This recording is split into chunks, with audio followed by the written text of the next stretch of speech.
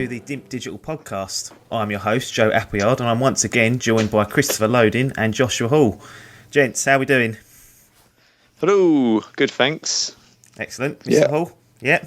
Yeah, all right, thanks, mate. Bit more enthusiastic this week. Yeah, always. Excellent. Right, so we actually made it, guys. We've actually dragged our lazy asses out of bed and hibernation to record a second episode. To be honest, I'm pretty shocked that we've bothered to do this, especially with you two clowns being sort of a tin pin of it. Just so the guys at home know, I think we've agreed that we're going to do an episode every other week. So make sure that you subscribe to it on iTunes, Twitcher, or if you've got a podcast app on your phone, you'll be able to access it through that, as the feed is now live. So you'll get your fix automatically downloaded onto whatever you subscribe via. So every other week from us, so you won't have to put up with us every single week. Let's kick things off and go through what we've been playing over the last week. Chris, I think we should start with you, but if possible, can you just keep the Football Manager chat down? Because I got a lot of complaints last week, mainly from Arsenal fans, moaning that they lost 15 minutes of their lives. Deserved. Listening better to than the 90 minutes a week they've wasted. Going to watch that toilet. Mate, it's international break, so they've gotten away with it. But they were most annoyed about you discussing Adebayor's disgusting attitude. So, apart from Football Manager, what else have you been doing with your life since we last spoke? I was off work for a week and surprisingly played relatively little Xbox. I mean, I made the goal of the week to complete the Call of Duty campaign. Yeah. So I played a fair bit of Call of Duty. Just the campaign or online? Gave online a few little goes. Mainly just campaign. I mean, it keeps you entertained. It's quite long, so it's not. Right. I wasn't sort of thinking, I don't want to do it because it might be finished. But I played that and a little bit of Destiny and a new game that is out, Pure Pool. Pure Pool. So you've been harping on about this all week on the WhatsApp groups. What's Pure Pool? Well, I know what Pure Pool is. It's pool, isn't it? But what's so good about it? I can't see what we're getting out of this. It's nothing. It's absolutely phenomenal. It is the best $7.99 you'll ever spend. $7.99 for that? Yeah. Outrageous, mate. It's surely a mobile game. Surely it's that sort of level. I mean, I'll talk you through a little bit. I mean, it's pretty much what you expect. What is there to talk about? It's a pool game, and you play snooker on it. Really? You can play pool. Snooker? No, that's pool. Trick shots. No, to be fair to it, it is what it is. It's never going to be anything more than that. No. But I must admit, I think it looks very good. It's a very pretty game. It does. The balls look really good. It is a good looking game for what it is. Surprisingly, there's not a lot going on though. It's got to look good. It's I don't know. There's something about it. I like it. That's just what more can I say? Is it top down? Is it 3D? What's going on? It's 3D. It's not top down. Right.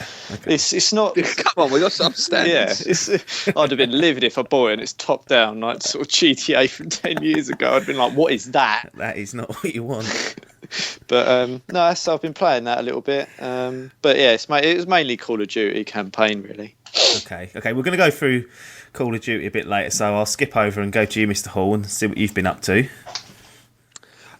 Probably most played game, to be honest with you, has been Destiny. Boom. No surprises there. Still absolutely glued to the game. Cannot put it down. I've had the massive mispleasure of also downloading Pure Pool. Yeah, I've been roped into that by someone else who will remain nameless. I think it's getting a lot of bad press here. I don't like this. It's a neutral forum, this, and it's getting bad press instantly. I haven't played it, so I can't comment. But I've put a bit of time into Call of Duty, and also, as I kind of briefly alluded to, I've tried to start playing a bit more of the Zelda games on the 3DS in preparation for the release of Majora's Mask. So when's Majora's Mask coming out? I don't think they've set a specific date, so it could be a little way off yet. But they're not games that you kind of complete in an afternoon, if you will. It's going to take me a good few sessions. Yeah, so they are ported from the N64. Am I right in saying that before I completely shoot myself in the foot? What you're playing now? So Ocarina of Time N64, and it's gone onto your 3DS. That's what you're playing it on. Yeah, it's transferred over, and it's an excellent copy of it. To be honest, it's very, very good. The 3DS is a fantastic. I know we're going to talk about consoles in a little while, but I think it's a fantastic little piece of kit. So yeah, very, very pleased with it. Yeah, so I've never got one of the newer handhelds. I think the last handheld I had was it must have been a Game Boy Color. But since these smartphone things have come out, any sort of mobile game I've put on there. There's something like Ocarina of Time. It's obviously seen as one of the best games ever. Does it still translate well on a device like the 3DS? Yeah, I mean, I'm not sure if either of you have had an opportunity to play on a 3DS at all. It's absolutely. I think it's spectacular, and the PS Vita I know got a bit of a bad rep to start with, but I think that's really started to pull through recently as well. I like both of them, but the 3DS I think is absolutely brilliant. It's basically like having an N64 in my hands. So for me, someone who likes a lot of retro gaming and likes a lot of the older titles that came out, it's been absolutely superb. Really, do you go anywhere else other than in your house with it? Yeah, absolutely. Bullshit. Not having it. You sit there in your fucking settee and you just go, right, I'm just going to put this on. You might as well just have an N64. They're literally pointless. Cartridges are broke, mate. They're old. This is new. Pointless. For starters, it controls a lot better. Secondly, the 3D on it, whilst it's not amazing, is quite a nice little novelty. And also the fact that I use it on trains. I use it on when we're going away on a holiday. I use it a lot as well. So, like I say, I mean, I've always been quite a big one for handheld consoles. I've had pretty much every single Nintendo handheld console. I think since the Game Boy, the original Game Boy. Yeah, the real sheep. I've used them a lot. And like I say, I think they're a really, really worthwhile purchase. Very pleased with my 3DS so far. I've got a lot of good games for it, and it's one that my missus can play as well. So yeah, that's always a bonus, isn't it? And they can sit down for a few hours and just set her up with that, and just tell her to go and get on with things. Yeah, exactly. So something like Ocarina of Time. I know the answer to this before I've said it, but would you prefer to sit there and play it on your N64, the classic version, or does this somehow eclipse the original in any way at all, or is it just a slightly scaled down version but still very good? It's not scaled down at all. It's It's the same game, and the graphics, if anything, are probably slightly better. It's been remastered. I think the worry that I have is if I were to go back and play the N64 one, I'd probably shatter illusions of it. I went back and played GoldenEye on the N64, and it was a bit of a horror show, really.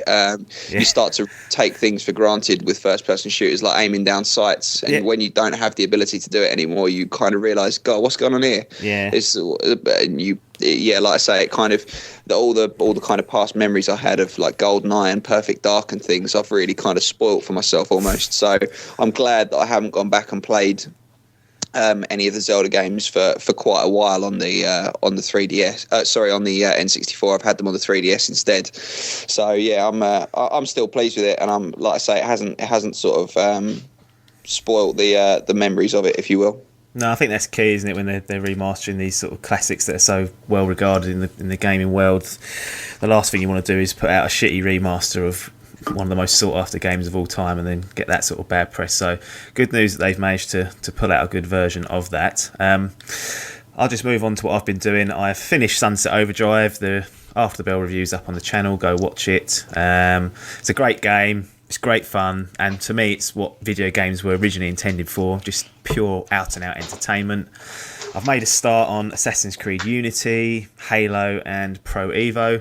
I have to say I'm very impressed with Halo, because I was expecting it to sort of aged quite badly, but the up-res graphics and the 60 frames per second, it's smooth as shit when you're playing that, and the controls are still really accessible. And I've not played Halo 1 or 2 fully through, so it's like a new experience for me.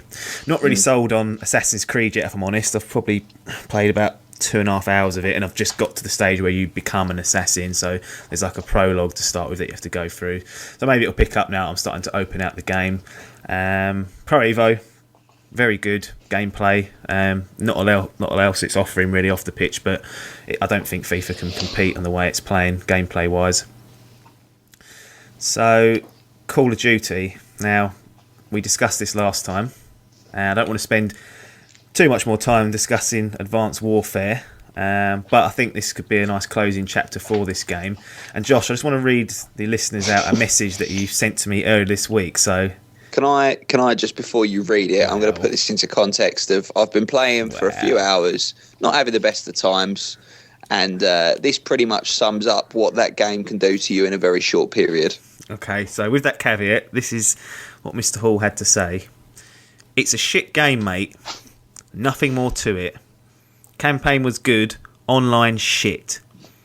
So, explain yourself there. I mean, there's going to be people shocked at home with their beloved Call of Duty franchise getting that damning review.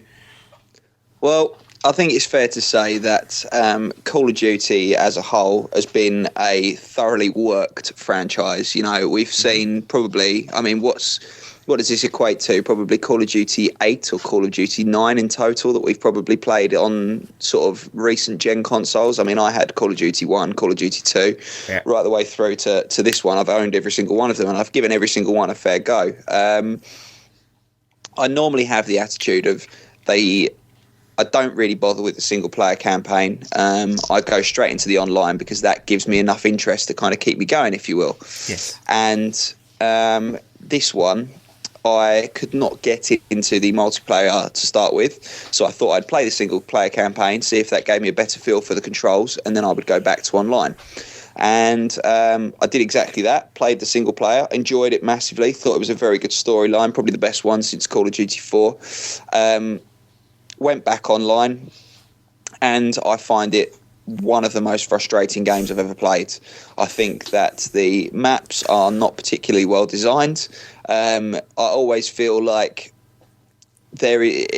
whereas the older games perhaps used to sort of favour people who were slightly better, my reflexes are pretty good. I've played the games quite a lot, so I know the control setup, I know the type of maps, whereas on this one I just feel like I'm constantly under pressure. I've got no time to catch my bearings. It's very smooth and very fast, which kind of plays away from my strengths, if you will. And I think that for me, it's not going to now see too much more gameplay, to be honest with you, off my shelf, if I'm completely honest. Game over then, it sounds like. Chris, I think you've got not a dissimilar sort of opinion of it either. I don't think you was overly impressed with the online. You've put a video up on YouTube, so if you want to go next and let us know if there's anything else you'd like to add. Yeah, I mean, that video consolidated my thoughts really, but I think it's an important thing to echo that Josh said is that they've pretty much done the whole thing to death, and I think they're trying to figure out sort of new ways to keep people interested in it and sort of new USPs, if you like. But the problem they've got is that what made it good was its simplicity, and it was almost innovative with aiming down sight as a first-person shooter. I mean, you didn't really see a lot of them, and I think it was in Call of Duty 2 that they brought that along, and they're just not adding anything new anymore. And I think what they've been doing is just making it phenomenally overly complex, and there's just too much going on.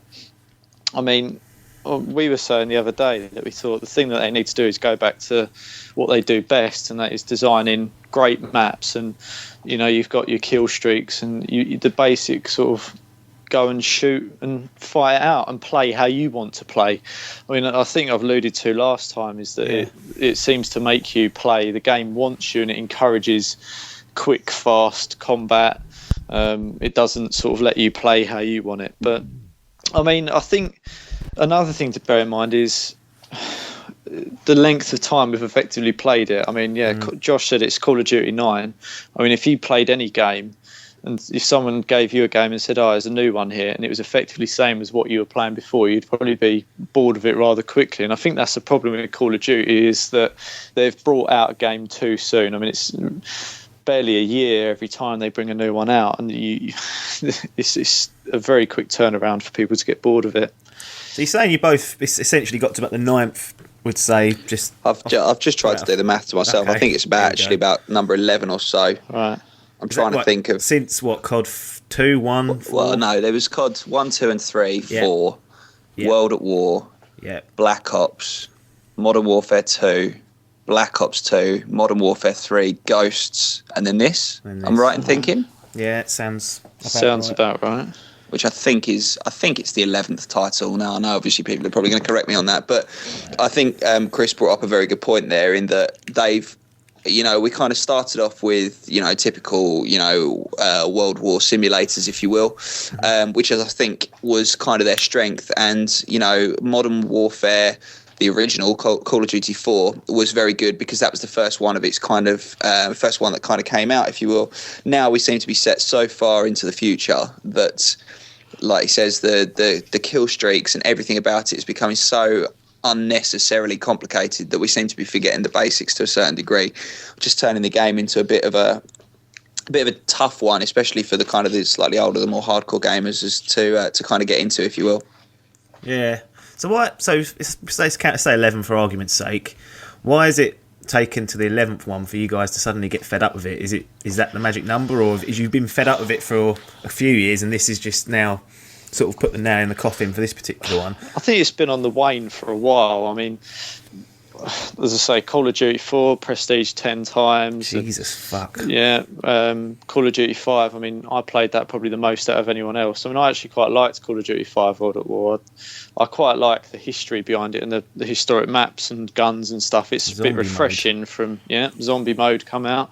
I think what they used to do well was innovate and think of new ways to entertain. I mean, as you say, Call of Duty 4 was just sort of revolutionised online gameplay, I think, to a certain extent. Yeah. And then they did it again with World at War, with zombie mode. I think that revolutionised everything. Sort of Horde, that was the first sort of big Horde game, if you like, I think. And then I think they've struggled to innovate. I mean, you get the impression on this one as well, like the double jump and everything. It's almost like they're trying to sort of emulate Titanfall a bit with the exoskeleton, and they just need to do something that's not overly complex but that's innovative. I mean, I'm not a developer or anything, so I've got no idea. I haven't got suggestions, but you want them to just bring out that one thing that you go, right, that's what sets them apart. And I think they're struggling with that now. I think they're sort of blurring into just another game. And I mean, I'd like to see them do something phenomenal on this next gen now, really sort of up their game. Either that, or I'd probably think the franchise is almost finished. I mean, they'll still continue selling games, but I think they really need to put some effort in.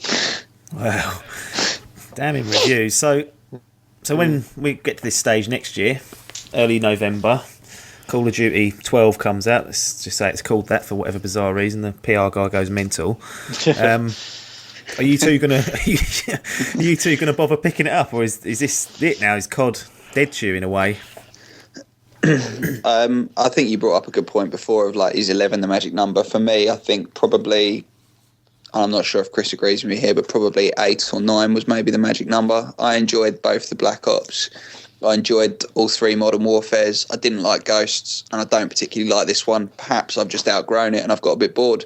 I cannot see myself purchasing the next one unless it gets some really rave reviews from everyone else. I think the hype is so unnecessary now that it's so built up that I kind of bought this one purely because it felt like we hadn't had one in a while, and I think that was just because I didn't play Ghosts anywhere near as much as I played the others. So like I say, this one felt like it'd been a while since I played one to a certain degree, so I can't see myself sort of rushing out now that I've had 2 in a row, which I haven't really enjoyed and I haven't put much time into, especially when, with the Xbox One, paying sort of best part of 50 quid a game. It's not something to enter into lightly when you've got a game that you can't be sure of anymore, whereas they used to be the first one on my shopping list. They're rapidly slipping down the rankings. Yeah, it used to be a sure thing, didn't it? It was a slam dunk every November. Let's get COD. Everyone plays it for weeks on end prestiges, and then we wait for next year's one. But it seems like that sort of mentality is waning, particularly between us 3. I mean, I've not played. I don't think I remember the last time I played online on COD. It might have been Modern Warfare 3. I did have Blops 1, but I only played the story. But that's me. I'm not really a big competitive multiplayer guy. So it sounds like the nail might be in the coffin for COD for you two. But you do realise that if this rolls around next year and we're still doing this thing and you go out and buy it, I will bring this exact episode up to you and say, what are you doing? And you'll have to explain yourself. So just keep that in mind next November, please. Will do. Yeah, excellent. Yeah, be prepared.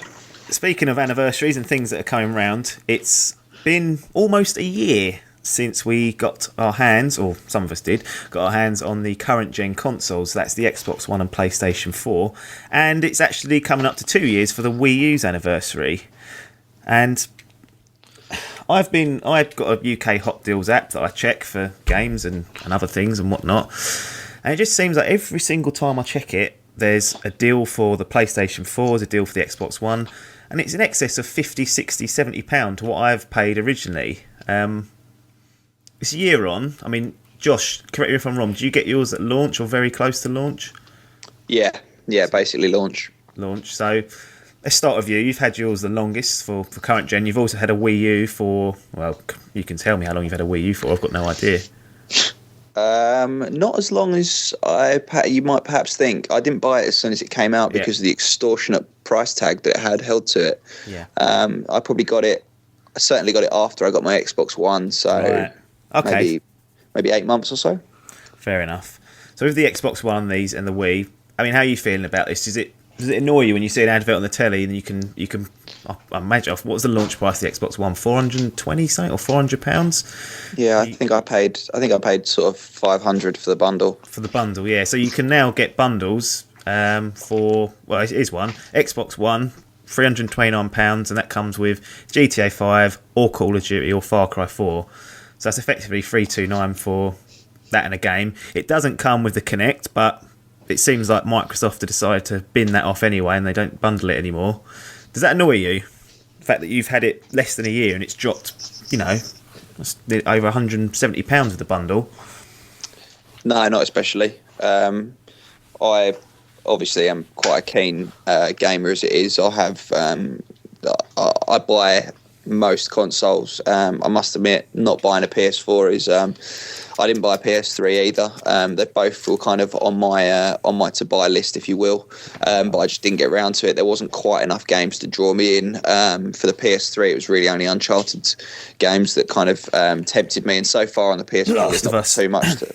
Well, yeah, I suppose, but the PS4, there's not been too much so far to kind of really pull me in for the initial outlay. But there's a reason that it's obviously so expensive when it's at launch, is to make it kind of that almost that exclusivity, isn't it? And but I like being the first one to get things. I'm pathetic like that. I like being the one to make the initial decision. And I was well pleased when I got my Xbox One. Utter bastard. Wow. Yeah, well, I mean, the thing was, I had one, and people come to you and they ask, what's going on, what's it like, and you can kind of give that initial review, if you will. It's the same. I mean, it's no different. Was given. It's no different to purchasing a game, really, is it? I mean, if you're the first one to buy a game, then generally people come to you and kind of look for advice, if you will. But you're normally going to pay, probably in terms of games, probably £10 extra than most other people will. And I suppose in terms of scale, it's not an awful lot different when you're purchasing consoles. No, so basically you buy them early to feed your ego. That's what we've basically sustained from that. Effectively, yeah. I mean, I'm not ashamed to admit that I like to have them nice and early. I like to get a head start on everyone, and I like to get a good feel for them. So, I mean, there was a lot of games that were coming out at launch. I've been looking forward to the Xbox One launch for quite a while. So yeah, I'm pleased. I certainly don't look back with any regrets as to thinking to myself, "God, I could have bought it now." I like the Kinect. I like the addition to it of the Kinect. Admittedly, yes, I don't use it probably quite as much as you perhaps could, because I found that a lot of games that I wanted to play with Kinect functionality, if you will, are actually limited to the US only because of the accent difference, presumably. So there's been certain games that I haven't been able to play with Kinect. But that said, I'm still pleased with it. Still glad that I got it as early as I did. So what was you playing on day one when you got your bundle? What did you have? Did you have Dead Rising, Rise? What was that? I can't even remember what was out now. Oh, blimey. I bought... CoD? Did that come Battlefield, out? wasn't it? Battlefield? I think I got Battlefield 4, Assassin's Creed Black Flag, FIFA 14, I think, was one of the release games. 14, yeah. They were the three that I owned, yeah. Yeah. And then I shortly afterwards bought Titanfall as soon as it came out. Yeah, and that is a good purchase. So that's it. Josh wants an ego boost. That's fine. I think we can all go to bed and accept that. Christopher, I mean, what's your reasoning? I mean, you didn't commit early, did you? It's what basically Titanfall that tipped you into it, and in a way, I think tricked you. Well, I mean, I wasn't really that fussed about it. I mean, I was quite happy to get. I think I've got Ghosts on the 360. I had GTA 5 on the 360. I was quite content with what I had, really. And then Josh was like, "Oh, Titanfall, it looks awesome." And I was like, "Nah, well." And then I actually looked at it and I was like, "This does look pretty damn good." And I thought, well, I'm going to at some point invest. I mean, I thought it's not really going to come down in price. I mean, a 360 just before the Xbox One launch was still what I would consider a phenomenal price. So I thought, well, I'll wait and see what deals are on offer for Titanfall release. And we found one, I think, for £400 with Connect and Titanfall downloadable copy, and that seemed like the right time to take the plunge. Yeah. Part of me thinks I shouldn't have got it because, I mean, even now I think it's still a bit buggy. I just don't buggy? get what the Xbox or the actual operating software on the Xbox just isn't. Isn't it really? It is. It's not very stable. It's not. It's dreadful. For what you're actually paying, you should be getting a top end machine which will last probably 5 to 7 years, maybe even longer, depending on it. Yeah, but that's another thing that may happen. But I thought, right, well, it's going to be quick and it's going to be better and it's going to look good. And I mean. And I got it, and it's still slow, and you're trying to get into a party sometimes. You should invite someone; they'll come in and they're there, but they're not there. And it's like, right, what's going on here? And I often find that the actual when you put it on just power down and not actually turn it off, it sort of gets itself a bit confused at times. So I think there's still improvements for Microsoft to make to the actual operating software on the Xbox. But as far as the games go on it. The graphics are very good. I think the game. I mean, I went back and played Titanfall the other day, and it's incredibly smooth, and it is good. It is worth the money. I have no qualms about paying £400 for it. So I think overall it's a good purchase. But I've always got that nagging feeling in my mind that a PS4 would have been a better choice. Well, so I've got both of them, so I'll probably perfect time for me to chime in. So I picked up my PS4 in. I think it was February. I picked it up, and then Why? No, I got a black one. Then I'll go through that later. But I originally got a black one. I have a white one now, and through losing about £100, I've managed to do that. So that's all you really need to know on that one. But it looks really nice. I'm looking at it now. It looks so nice. It looks like shit, mate. It doesn't. It looks awful. Nice. But I did see an advert for the black one. Jesus. I thought that looks nice. And it looks like something out of the 80s. It looks like Spectrum or something. It looks bloody awful. It's fucking nice. But the black one still does look nice now that I've not had it for a few months. So I'm a bit annoyed. It's done now. You know, I think it's a bit faster. It's probably got some upgrades they've not told me about. I'm pretty sure of that. Just justifying it to himself. Yes, massive lies. It's got none of that. So, if anything. But, so I picked that up in February in anticipation for Infamous Second Son coming out. I picked that up and played through that. I was loving that. I enjoyed Infamous. I didn't think it was a bad game. I'd not played any of the other Infamous Second Son games, so that might have been why. And then you, Pratt, started harping on about Titanfall and going, oh, look at this, it looks really good. And I was like, does it? Buckled. Does it look good? I didn't buckle straight away. I think I gave it a few weeks at least, and then I just couldn't handle the pressure, and I thought, I need to try this out. Even though it was coming out on the 360 imminently. I think it was 4 weeks before I got mine. The 360 version was coming out, and by all accounts, reading the reviews, it's exactly the same, just with a slight dip in the graphics. So we could have all been sitting there playing it on 360 and loving it, but that's the way the cookie crumbles. So I picked that up. That was about £400, I think, and that was with Wolfenstein, Titanfall, and 2 DVDs. 2 Blu-rays rather. I sold the Blu-rays. I sold Wolfenstein, which I sort of regret now because it looks quite good. And it ended That's a good game. Yeah, I'm annoyed about that. I sold it and lost out. So bothered him. Yeah, another botherance. And so that brought it down to about $350, what I paid. And I paid $330, I think, for the original black PS4. And by all accounts, I mean, the 2 games that I've enjoyed most this year, and this is what really matters in my opinion, is the games that you can play on your console, because that's going to dictate how much enjoyment you're going to get out of it. the two best games is Titanfall, which I never thought I'd say, and Sunset Overdrive, and they're both on the Xbox One. The PS4 has, I don't even know what it's got exclusively that I'd sit down and play. Knack, real piece of shit, didn't even look at it. Killzone. Nidhogg. Well, no way. Yeah. Not a chance.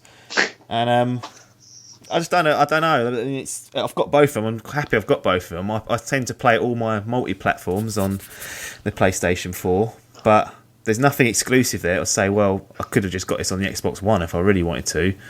I will say that it's a lot quicker, the PlayStation 4. So when you turn it on, when you install a game, I mean, the Xbox for me, I don't know about you guys, it seems to take a fucking age to get that slug. Yeah, it does take a long time. The PlayStation's pretty quick, and I've read tests they've done by side-by-side games, and it, by all accounts, quicker. You've then got the whole 1080p, 60 frames per second, all that shit. I don't really go into that, but generally the multi-platforms have performed slightly better on the PlayStation 4, but I think you'd need a magnifying glass to actually notice the difference. But yeah, having two of them, you know, there's not a lot that the PlayStation 4 is offering, apart from it looks maybe slightly better on some, you know, multi-platform games.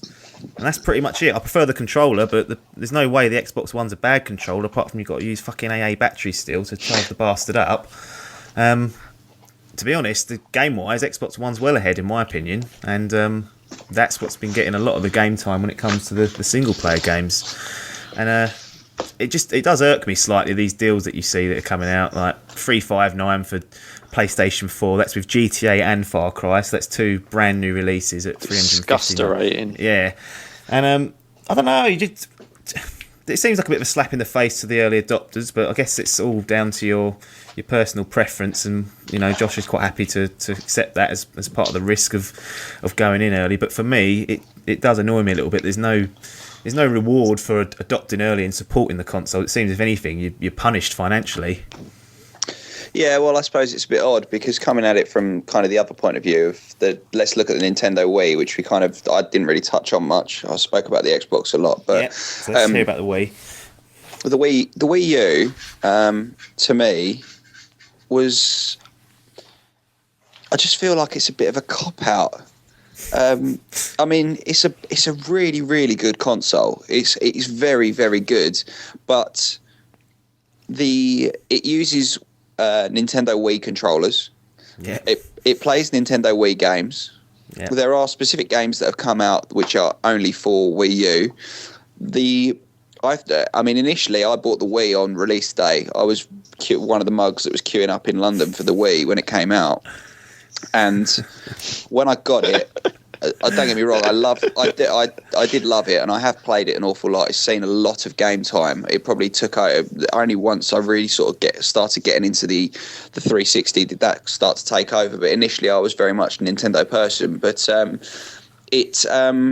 always thought that the Wii, it wasn't. I didn't really feel like it was a next gen console. I didn't feel like it really competed all that well with regards to kind of graphically and gameplay wise with like the Xbox 360 and the PS3.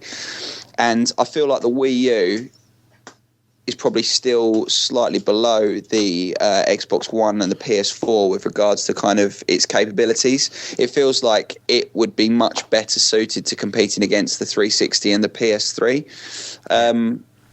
Don't get me wrong, like I say, it's. I know obviously it's a different target audience. It's aimed at more of a party situation. Children.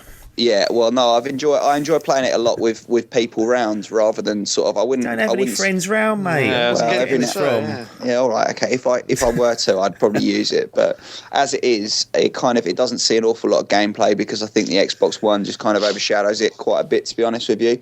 And there's no real. I don't really look at the Wii U and think, yeah, I'll sit down and I'll have a day of that. I'm going to sit down and I'm going to play the Xbox One. I'm going to play Call of Duty or Destiny, really.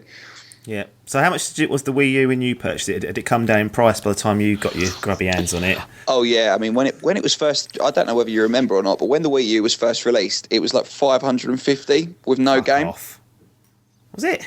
How are they getting away with that? It was absolutely extortionate. Christ. Well, I mean, the original Wii was quite expensive when that came out. I mean, I paid quite a lot for that when it came out. How are they getting away with that? The Wii U, when it came out, was like 550, which, like I say, completely put me off the console. It was entirely the sole reason that I didn't buy it. I can't remember what exactly I paid for it when I went out and got it. When I actually bought it, all I remember was it was a bit of an impulse purchase where I was going out to get some bread with a friend, and me and him came back with a Wii U each. But it wasn't sort of extortionately expensive. They dropped the price quite quickly on it, and kind of, I know this whole conversation's been kind of centered around would I be irritated if I'd have bought it at 550 only for a year later it to be pretty much half that price. Yes. I'd have been very, very, very angry. Yeah. So I'm glad with that one that I left it for a while, because as I mentioned, I don't think it's really quite up to standard of the other two consoles that are out at the minute. I know, obviously, the big thing for kind of Nintendo is, as we've kind of touched on again, is the games that are purely for that console. And it certainly kind of conquers that market with regards to things that are going to be more accessible to a slightly younger audience, or to people that play socially a lot rather than being sort of hardcore gamers, much like ourselves. So I think it hits its market very well. But definitely one that's would have disappointed me quite a lot if I'd have paid perhaps quite a bit more for it. Yeah, so to put that into perspective, so you're saying it is up to like £500. A Wii U now, I know it's 2 years on, so it's bound to drop a bit, but you can pick up a Wii U with Super Mario Bros. For £160. Yeah, which is crazy. That is mental, and I'm sure there's a lot of people out there that probably look back at this and maybe hear this and are going to be livid. But you're right, the Wii U, I always find the Wii U is, although I class it as a current gen console, that's the way I see it, but it certainly does target a certain section of the market, and it does try to be different, which you have to sort of applaud in some ways. Have they, out of interest, I've only played on the Wii U once, and that was with the big control that you get with it. Well, is it? It's like gamepad. Well, that's poor. Cut that. Yeah. But is it? Have they ditched the motion controls, or are they still heavily for the games? Or well, you can use the motion controls on. So effectively, like, take for example, if I were to play, like, we had some friends over and we were playing Mario Kart with 4 people. We had 3 people on motion controls and 1 person using the gamepad, where you have the option to either use game controls or motion controls. So. It's kind of, you've got the choice to do it. One of the big sort of selling points for me, which I must admit I do think is a very, very good idea. The gamepad itself, you can use the screen on that as it's full HD. Well, it's HD quality, the tiny screen that's on it. So, for example, I can play the Xbox on my large television, and then, for example, my girlfriend can play Mario Kart on the Wii U without interrupting me whilst I play. So we can both play 2 separate consoles without having to have 2 separate televisions set up, which is, in my opinion, I think that's a very, very clever idea. It also means that, you know, if you've got people over and, you know, it's difficult for everyone to get to the screen, if you haven't got a lot of room or whatever else, one person can sort of play and not have to worry about having prime time seating, because I know how competitive it can get when you're playing certain games about making sure that you've got a good angle and no one's kind of blocking your view or whatever like that. So hang on, are you suggesting here that a guest may come round to your house, say if there's 5 of us around there, you'll get the gamepad out, and there's not enough room, you might go, "Oh, Joe, sorry, you've got to go in the other room, mate, and play on your own." Is that what you're saying? Not effectively, to be fair. You're saying it's a bad view, but basically, from what I'm hearing, is you want someone to play in another room out the way, so you ain't got to look at them. Basically, effectively, yeah. The reason for purchasing the Wii U is just in case you ever come over, I can afford to put you in a different room and not have to worry about you. Well, I'm not going to pick the fucker up. I ain't playing it, and that's the end of it. I already have. Okay, so yeah, I mean, yeah, the Wii U itself, I mean, I've played with the gamepad, and it's a bit weird to get used to because it is bloody massive. The remote play, yeah, I think that's a good addition, because if you've got a busy household, it's certainly, I can imagine that appealing a lot to people who've got kids and stuff. If they want to play it and you still want to watch your program, they can just jump on the gamepad and they're away playing Mario. That keeps them quiet. The PlayStation 4, you can actually do that, but you've got to purchase a Vita. So unless you've got that, you're not going to be able to do that either. But Nintendo Wii, for 160 quid, you look at it these days, you could spend that on a night out down the casino. That, to me, is quite tempting, just to have it and have the collection.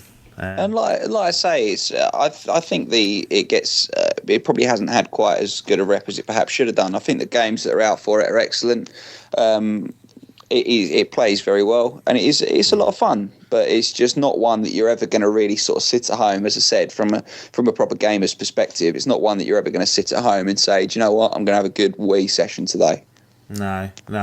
Okay, it does. Yeah, I mean, looking at having the PlayStation 4 and Xbox One, I'm just looking at my games now.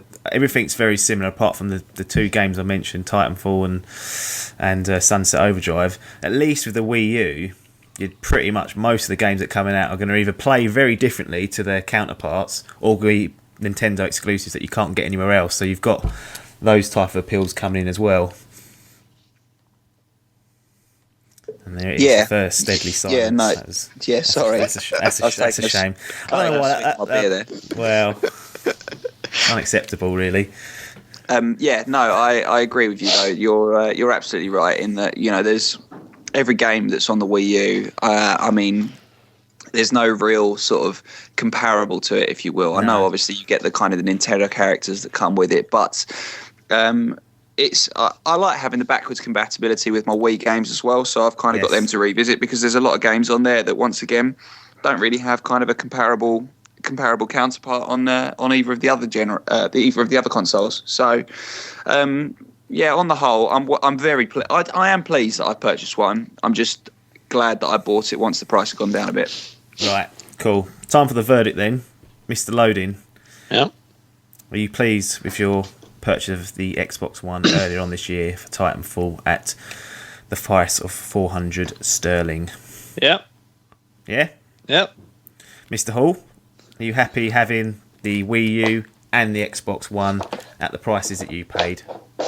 Yeah, very pleased. Very pleased. Excellent. And from me, I'm happy I've got both for the Xbox One and the PlayStation 4. That means I won't miss a bit in terms of what comes out on those two games. But I'm a little bit disappointed. I ended up trading my black one for a white one. So that is the admission you'll get there out of me. It does look very nice, though. Doesn't. I'm going to say it's the last time we're going to talk about the white PlayStation 4 on this podcast, because I will just edit it out. Right. Getting towards the end, I'm just going to quickly run through some games that have come out in the last week and that are due to come out later on this year. I'm going to go to Mr. Hall first. I want a yes or no answer, then Loading straight after, yes or no answer, whether you are going to purchase these games in the near future or not. So, let's start with Halo, the Master Chief Collection. Yes, definitely. Logan? Probably not. Okay. Assassin's Creed Unity. Yeah, 100%. Jesus. Logan? Probably not. Grand Theft Auto 5. Maybe. Ooh, he's changed from the last time we spoke. Logan? Trading in Call of Duty for it. Yeah. So that's the nail in the coffin for COD then. That's gone. GTA's in. That's Binned. Official. Okay, excellent. Far Cry 4. Oh, probably. Fuck me. It just makes me realise how many good games there are coming out that I need to purchase. That's the problem. I know. Sick, isn't it? Logan? Probably not. Okay. Dragon Age Inquisition. Yeah. It's about 50 hours. I know. It looks so good, though. I know, it does look good. Logan? I haven't seen that one, so I'll have to look into that before I make a decision. It's got no multiplayer. Not getting it. It has got multiplayer, but it's very poor. The Crew. Yes. Behave. Yeah. I've literally never heard of it. It's a racing game. It's an open world driving game. No, not going to happen. Okay. Look, Logan, is that a serious answer? Yeah. Takes me back to when I was about 12. So yesterday. Yeah. And just a special one for you, Mr. Hall. Watch Dogs on Wii U. No. No? No, why would I buy it on that console when I could buy it on a better console? Because it's got innovative controls and you can play it while Sandy's on the telly. You're laughing. No, I'm good. She can go and watch telly in the other room. Well, the rumour is that's the last multi-platform game that Ubisoft are going to go on the Wii U, so it might be a collector's item. That's all I'm going to say. No? Okay, my sales days are well past me then. Right, that's a wrap, guys. I think we've wasted enough of people's times now. I appreciate you both taking some time to sit here and chat about video games with me. So, it's goodbye from Joshua Hall. See you later. It's goodbye from Christopher Loding. Farewell. And it's goodbye from me, Joe Appleyard. Thanks for your time, and ta-da.